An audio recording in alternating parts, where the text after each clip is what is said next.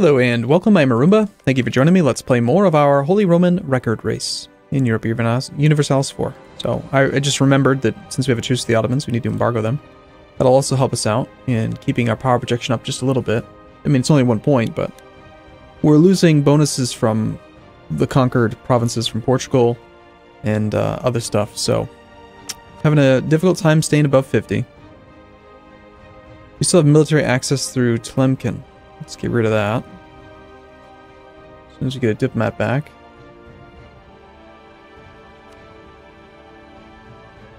And, yeah. Oh, and I also did the math on it. We actually need to start the annexation of Chernigov at 177 progress on Novgorod.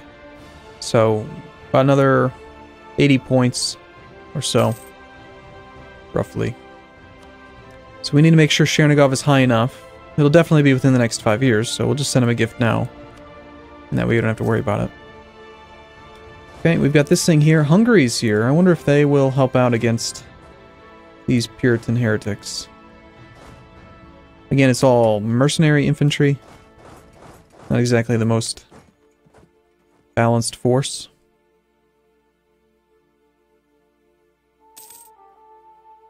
So we are still barely gaining diplomatic power each month.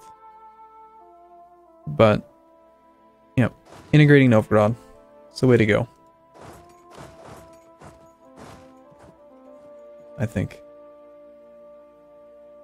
Okay, that's all going fine.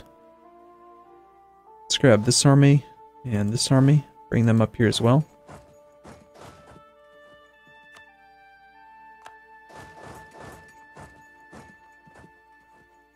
I've got to take care of those Finnish nationalists. Alright, so I've got like 35,000 troops here against the 0-2. We do have some artillery, not much. And this is our 2-5. Let's grab the 5-5 and move in. In fact, we'll put the 2-5 in charge as well, just in case we can maybe avoid a river crossing. I don't know who... yeah, I think the other guy arrived first. It'd be really nice to finish off our idea group so we could get that bonus discipline.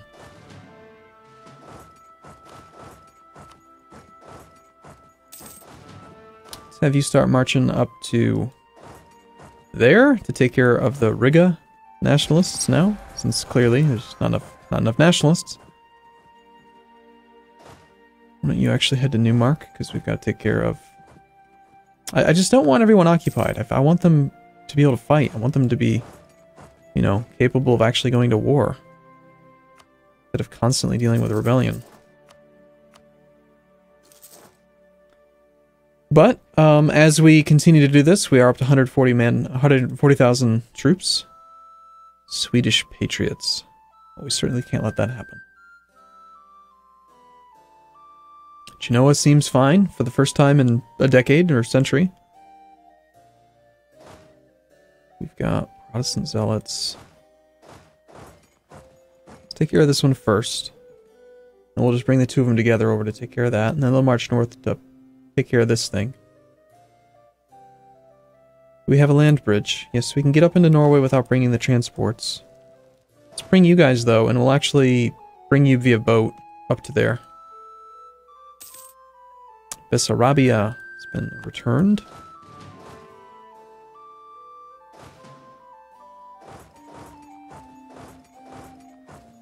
Send those guys up that way. Let's have you guys go join here.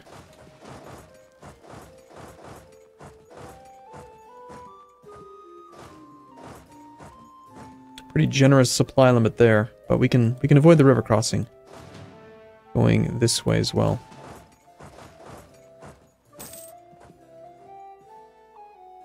Okay, we've won another siege. Goody. Okay, go take Osterbotten back.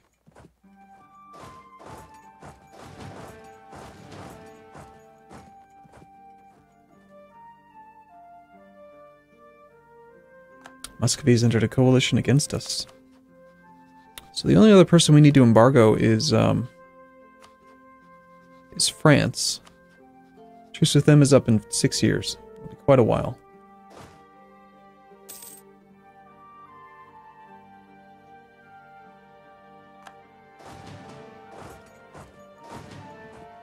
Now, all these mercenaries will recover. I just need to give them time. Alright, so how about you go to here, and you just kind of mosey over that way for now. They've already started to get some occupations done, that's not good. I think that that occupation may have increased nationalism. 18.5, yeah, damn, nationalism is really high. Can I not see their nationalism on there? Like when I see it here, I can see... Oh, it just shows it on there. Nationalism lasts until 1578. I suppose it's the same. No, I can't see how long it lasts. Nobles ally with foreign power. We can gain the diplomatic insult, or we can lose prestige. Well, bye-bye prestige. Very easy to get that back anyway.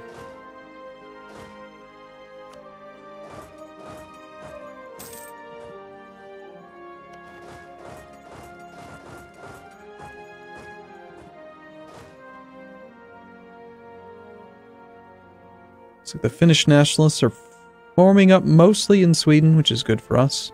Shoot, I have not been paying attention to Novgorod. How close are you? Oh my gosh. Alright, so 177 was the number. So either this month or next month is when we want to start it. I think we just started now. The Chernigovs being annexed, let's stop improving with them. We can start improving relations with Byzantium, even though it doesn't make any difference, but we might as well get them up to 200.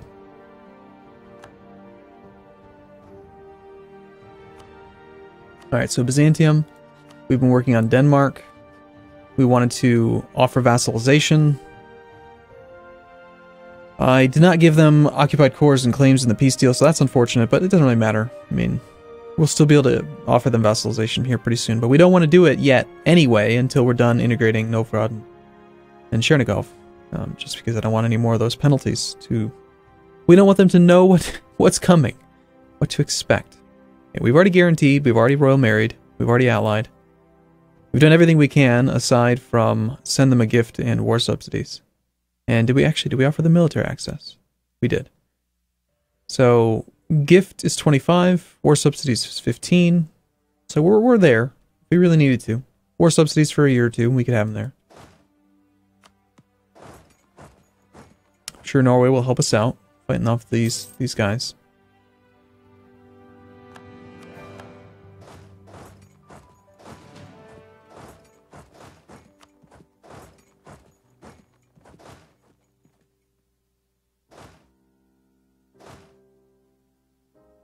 It's actually not as important of a fight as this one is. 42% chance there. Alright, let's go. Let's go, Norway. Let's take care of this. Come with me. Don't stay there and try to siege it back. Come on.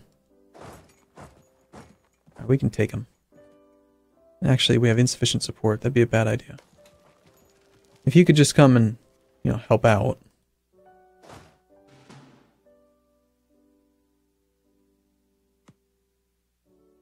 Bring a few more troops up into Norway.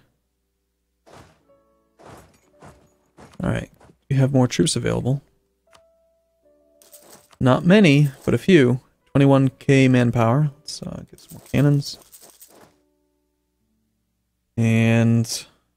oh my gosh, it almost looks like we're stable. I don't see that many rebellions anymore. That's a minor one. We're about to take care of that one. And more importantly, we're integrating these two. We weren't going to integrate Hungary because, yeah, now we actually have a 17% chance of annexation, of an inheritance. So whenever our character dies, 17% chance. When we get the annexed subjects penalty, it's probably going to go back down a lot. So like right now would be a really good time to have a diplomat, simply because it would be very likely to cause us to inherit. I think it's like an exponential increase in the likelihood. So 17% chance. Let's see what happens if we switch advisors. I think it'll probably take a month to update. No, it didn't change at all. Why? Our diplomatic reputation went up. There it is, 27. Now it updated. So that almost doubled it. From 17 up to 27. Extra 10% chance. So each diplomatic reputation point gives like 5% more chance. Alright, so if our character could just go ahead and die. Yeah, it would be great. I would be willing to accept his death. I wouldn't even cry. Well, alright. Insufficient support doesn't seem very good. Why don't we just leave a cavalry behind? That was not what I meant to do. Leave a cavalry behind and... Hey, Norway is going to come help. Good. As long as we don't have insufficient support for the first few days. We'll be able to prevent that siege from happening, and then... Just come with me, Norway. Come with me. Let's go. Come with me. Come on, we're not done yet. Just in case we'll bring over some more guys.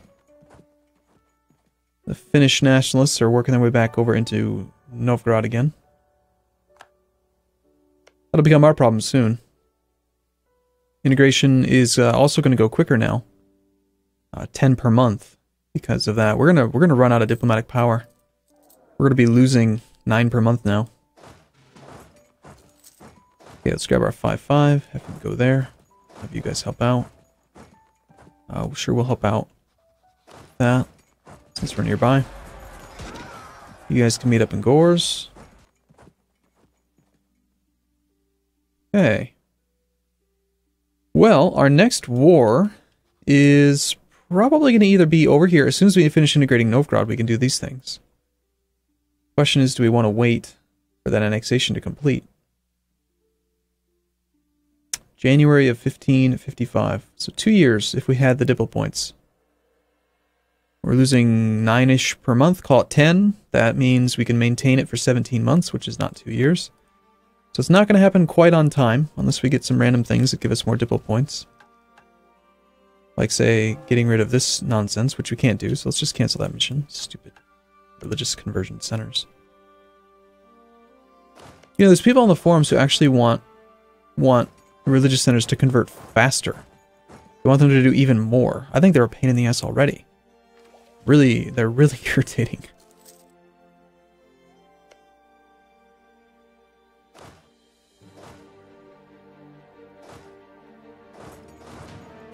Alright, we are up to 150 force limit. So who do we attack? Truce, truce. It's funny, you can see that you have a truce because of that. Truce with them. We don't have a truce with, like, Tunis. They're allied with the Ottomans. And Morocco. Genoa has no new claims.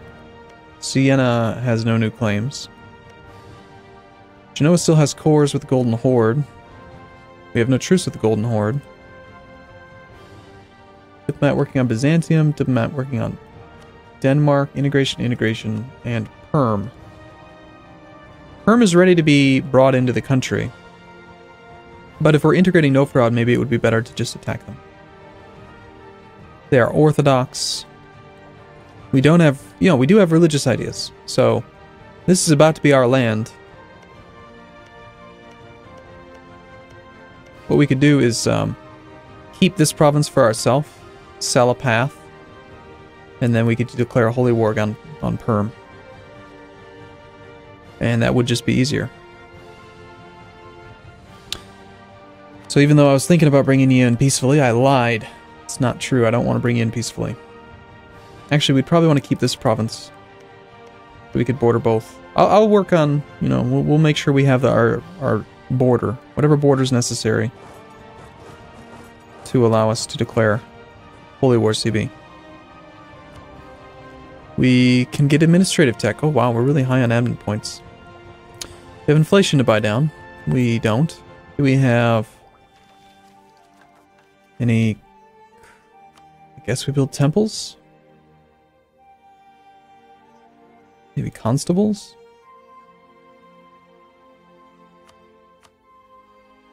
Farm estates? Let's put some farm estates. Got tons of money.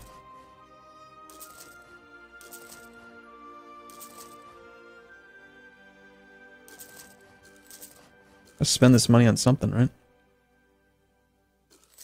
Seems fine. We actually are losing money now, too. Reinforcement. What are we paying so much reinforcement for? I'm not actually paying for the reinforcement of my mercenaries. I don't think.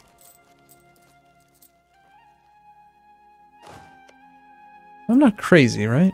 Like, you don't pay for reinforcements of mercenaries.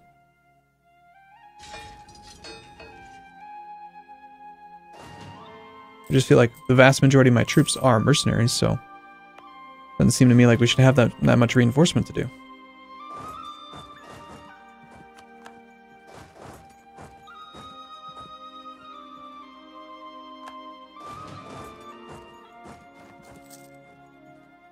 It has been nice sitting on 3 stability for so long. More Finnish nationalists have worked their way up here. I never did send an army north for that, did I? Oh my gosh, we can actually convert something. I don't even want to try, it's going to take too long.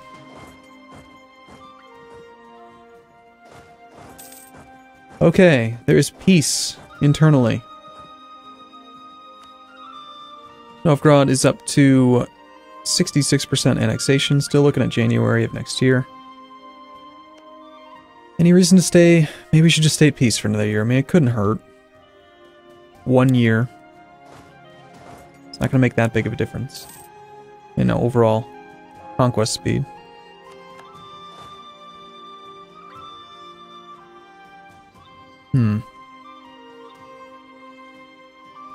Alternatively, since we do have that diplomat back, we could consider our next war.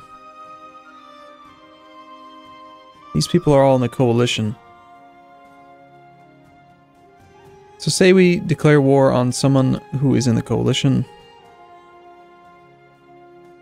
Then that would not be ideal. I assume the Ottomans are in the coalition. Who is in the coalition altogether? Ottomans, Georgia, Golden Horde, Muscovy. Okay, who are your allies?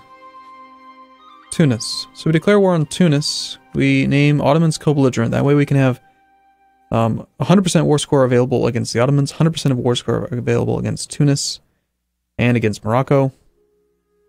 Not that we really need Morocco. Plumpkin doesn't even have any allies or anything, but I don't have a CB against them. But that way we can declare war on the Golden Horde and not have the Ottomans in there. Just makes sense. Okay, actually the problem is we don't actually have a CB against Tunis. Really? That's miserable. We can fabricate a claim. All right, let's do it. Okay, cool. Well, I am going to take a short break here. I look forward to seeing you in the next video. Thanks for watching, as always. See you again soon.